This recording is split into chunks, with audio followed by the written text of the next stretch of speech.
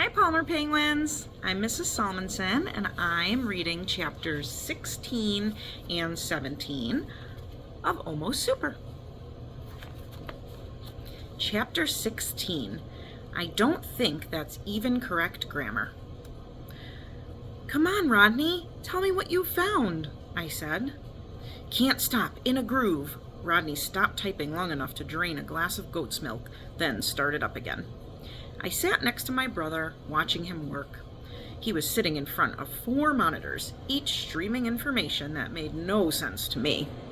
He loved a challenge and had started doing research yesterday as soon as I'd asked him. I flipped through a stack of papers in front of me.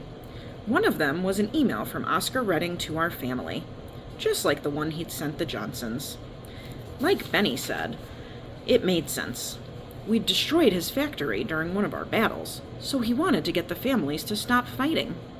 From what I could tell, Oscar worked with the Johnsons until they'd agreed to meet with our family. Then, Oscar had contacted Grandpa. Grandpa had discussed it with the family and said we were willing to talk, but Oscar never wrote back. He'd worked so hard to get the families to meet, and then for some reason, he just dropped the whole issue. I wanted to find out everything I could about this man, but so far, my research had been turning up dead ends. That's when I remembered the citizen who Juanita said called her family in the first place. Where did that citizen get his information anyway? And what about the citizen who had called us?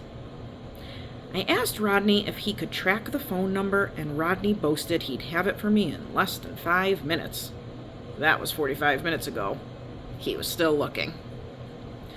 My brother stopped typing, but it was only to push his glasses farther up his nose. He scowled at the screen. Oh, you think a triple-cross transatlantic relay pattern is going to stop me? Rodney said to his computer. Well, that's child play, my friend. Do you hear me? Child's play. He started typing again. Do you think you'll be able to find it? I asked. Rodney stopped and looked over his glasses at me. Please, Rafter, it's me you're talking to. He went back to work. A speaker on the desk crackled to life. Rodney? Rafter? It's dinner time. Come and get it while it's cold. That was Mom's little joke. It seemed like every other night we had cold mashed potatoes and chard for dinner. Another superhero diet staple. I pressed a button on the speaker. We'll be right up, Mom. Rodney tapped the return key and stared at the screen. And there we have it. He pointed at the monitor. October J. That's who owns the phone that called in the robbery on the White Knight, Rodney said. October Johnson. You know what this means, right, Rafter? I had no idea what it meant. You have cracked the problem that has been plaguing us for years. What problem is that? I didn't feel like I'd cracked anything. The Johnsons usually only send 4 people to the battles, Rodney said. We usually have 6 to 8, and yet they still manage to win half the time. He tapped the screen. This is why. I still don't get it, I admitted. The J doesn't have to stand for Johnson. Maybe it stands for something else. Rodney ignored me. They knew where the battles are going to be ahead of time. It's like having home court advantage. They decide where they want to fight, and then they call us up and we go running. That's why we struggle, even though we have more people. I wasn't convinced. Maybe. Rodney flicked the power switch and headed upstairs. I followed. I stopped on the 3rd stair from the top. If Rodney was right, then that meant Juanita had been lying. Not about everything. I really did believe she had a worthless power now, but maybe she wasn't giving us the whole truth. But once again, I felt the nagging sensation that I was missing something, a key piece of information. Tactics. Something tickled the back of my brain. Why did Oscar Redding stop trying to reconcile the families? That seemed to be crucial. If I could just figure that piece of the puzzle out, I was convinced the rest would fall into place. Mom, Rodney, and Benny were already at the table. Dad brought over bowls of cold mashed potatoes, chard, and lime wedges. I dished up food and pushed it around on my plate. Why do we have to eat this stuff again? I asked. Superheroes have always eaten this food, sweetie, Mom said. It gives us energy to fight the Johnsons. She shook her fist. A week ago, I might have accepted that answer. Benny and I don't get to fight the Johnsons. We get to work in the motor pool. I think we should get to eat burgers and French fries. Dad changed the subject. How was your first day of training? Dad asked, dumping mashed potatoes onto his plate. Training's fine, Benny said. What's Dirk got you studying? Flamethrowers? The modified 1942 Army Jeep? Or what about the grappling hook on the hovercraft? When you hook that baby up to a helicopter, all sorts of fun stuff happens. Glove compartments, Benny said. Glove compartments? Dad asked. Glove compartments, Benny replied. Dad looked puzzled. Really? That doesn't seem like the most exciting place to start. I mean, I guess the glove compartment is important if you're not quite sure where to store your gloves, but you boys know where to store gloves, right? Feel free to bring the matter up with Dirk, I said. I'd be more than happy to start with something more exciting. Oh no, Dad said, shaking his head. Dirk knows his machines. If he started you on the glove compartment, then that's the best place to start. Did you know, Benny said, that a T9 reinforced glove compartment, once properly secured, can contain an explosion of up to 2.7 sticks of dynamite without hurting the rest of the car? Benny had really been studying that book. That's interesting, Dad said, although it was clear from his tone that he didn't think it was. The only thing I don't get, Benny said, is that I don't think you'd often have 2.7 sticks of dynamite lit at the same time. It seems like you'd either have 2 sticks or 3 sticks, but not 2.7. I guess if you had 3 sticks, you could always cut off part of one of the sticks before you put it in the glove compartment. But then again, if the sticks were already lit, I'd just drop them and run. I don't think cutting up dynamite is such a good idea. Little brother, Rodney said, you've succeeded in making this the most boring dinner conversation of all time. Benny wasn't through. What do you think would happen if you put 3 sticks in the glove compartment? Would it completely destroy the car, or would it just do 0.3 sticks worth of damage? Well, I suppose it would. Dad clearly had no interest in glove compartments. I guess if you had some really good scissors, you could cut the dynamite, Benny said. But scissors aren't standard on the utility belts. I guess you could bite the dynamite, but if the dynamite went off when you were biting, I'd hate to have to explain that to the dentist. The dentist. For some reason, my mind seized on that word like it was important. Suddenly, I felt a vibration in my pocket. At the same time, I heard a buzz from across the table, and 2 chimes and a chicken cluck. All at once, everybody was reaching into their pockets. I dug out my phone and read the message on the screen. Who will be left to save the day when all the heroes are gone? With love, the Johnsons. What is this nonsense? Dad said. I don't think that's even correct grammar. Shouldn't it be whom? I rubbed at my ears. Can anybody else hear that humming? I asked. An electronic squealing noise filled the air. It came from outside, and it was getting higher and higher in pitch. I don't hear anything, Dad said.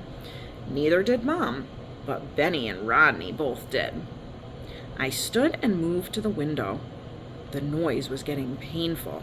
From where I stood, I could see the lights of downtown, the sprawling suburbs, and then a flash.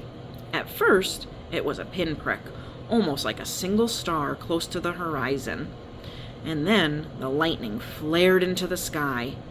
Not from the sky, into the sky. The lightning came from the pinprick of light east of downtown. The night erupted into bright white light. Chapter 17. To the Mitsubishi. My eyes were still trying to adjust to the flash when a wave of thunder crashed over the house, shaking walls, rattling Mom's hanging forks decoration, and vibrating the floorboards under my feet. When the house settled down, Dad asked, "Is everyone all right?" I let go of the windowsill. The sky was dark and quiet once again. I nodded. "Was that lightning?" Benny asked. "Not lightning like I've ever seen before," I said. "It looked like it shot up from the ground." Dad wiped his mouth with his napkin. "Clearly the Johnsons are up to something," he said. "I'm changing into my suit." Dad left the room. "Something isn't right," Rodney said. "It's like I was in the middle of doing something and I didn't quite finish, like I've left something undone." "I feel the same way," Mom said. We sat in awkward silence until Dad came back into the room dressed in his supersuit. "I'm off to see Grandpa," he said. "We'll find out what is going on." He strode to the window and looked out. "It's dark enough that I don't think anybody will see me fly out this way. Stay here and don't answer the door." Dad opened the window and jumped. I heard a crash. "Ah!" I went to the window. Dad was lying face down on the frozen ground of the flower garden, his arms stretched out in front of him. "What are you doing?" I asked, and then it hit me. The flash of light.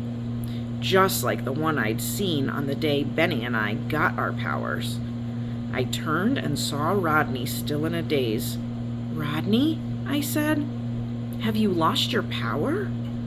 Rodney looked stunned. "That's it," he said. I'm not smart anymore. I have a brain the size of a pea." His voice filled with panic. "I'm like a Tyrannosaurus Rex with a tiny little pea brain, like a chickpea. Have you ever seen a chickpea, Rafter?" Minutes before, he'd been downstairs racing through the internet, fingers flying, tracking down a supervillain. And now... "You're still smart, Rodney," I said, trying to sound encouraging. "You knew that a T-Rex has a brain the size of a chickpea. That's something, right?" "That's just it," Rodney said slowly. He seemed to be in a daze. "I'm not sure about the whole chickpea thing. It might be a walnut. I can't remember because I've lost all my brain power." "Do you have a new power?" I asked. Rodney looked at me and nodded. Yes, I do." He lifted up his hands. "I can stop my fingernails from growing." He paused, then spoke again. "See? They're not growing. Right now, they've stopped growing." "Mom?" I asked. "What about you?" Mom didn't say anything for a few seconds. Then she said, "I can play an accordion with one hand." The front door slammed and Dad walked in. He had snow and mud smeared over the front of his suit. "I don't mean to alarm any, but I can't fly." Dad looked surprised that none of us looked surprised. "That flash of light gave everybody worthless powers," I said. "Do you have a worthless power?" Dad cocked his head to the side. I could see him searching his brain for his new power. He opened his mouth and burped. "Kamamti yito ar imiho. It appears I can burp in Russian," Dad said. His phone rang and he answered it. Benny looked at me, his eyebrows raised. I shrugged my shoulders. "Well, that changes nothing," Dad said into the phone. "Of course we'll come." "Right. Goodbye." Dad closed his phone. That was Grandpa. It appears all of the Baileys in Split Rock have lost their powers. Reports are coming in that the Johnsons are waging a full-scale attack. They were last seen heading toward the stadium. "What does Grandpa want us to do?" Rodney asked. "Grandpa said it was probably safest to get out of the city," Dad said. "But that's not what he's going to do. And it's not what I'm going to do either. I'm going to meet the supervillains at the stadium, with or without my powers." Rodney stood. "I'm coming with you. Without my real power, I'm no good down in the root cellar. I'll get my suit." Mom got up and left the room as well. Benny looked over at me. I could read the look on his face as clearly as if he was shouting. He wanted to go to the battle, but I shook my head. I had other plans, and I needed Benny's help. It didn't even seem to occur to Dad that we might come along.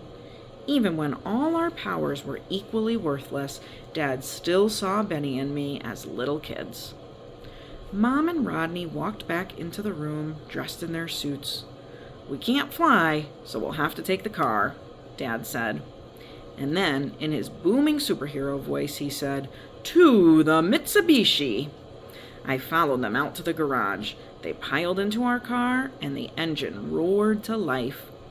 "Dad," I called out, "be careful. Something isn't right." Dad nodded, then backed the car out of the garage and was gone. Benny stood there folding his arms. Once again, we're left sitting at home, and this time we don't even get to watch the battle on the monitors. "We're not going to sit at home," I said. "Not this time." "Really?" Benny asked. "What are we going to do?" I pulled up the message that Juanita had sent me the day of the supermarket battle. I hit reply and typed a quick message. "Meet us at Callahan Park, 10 minutes.